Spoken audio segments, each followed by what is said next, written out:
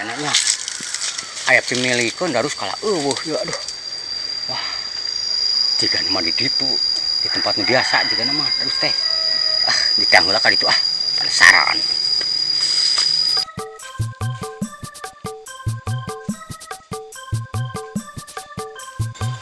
Itu sebenarnya ini pada ayo zaman ayo nama ya kekewan dan karari gitu nah pada naon itu nya kuat tanggung rencatan wah itu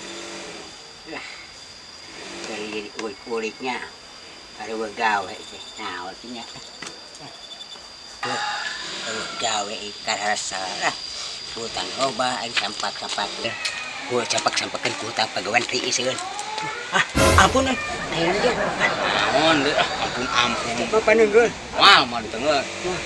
terus aya pilihan arek anu kahiji anu kadua anu katilu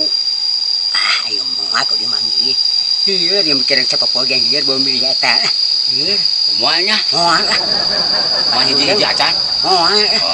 jadi kitu mah keun bae atunya berarti darus mah moal milihnya moal anu kahiji moal anu kadua moal anu katilu moal anggo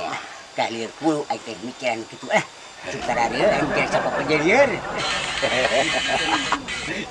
anu kahiji beas anu kadua daging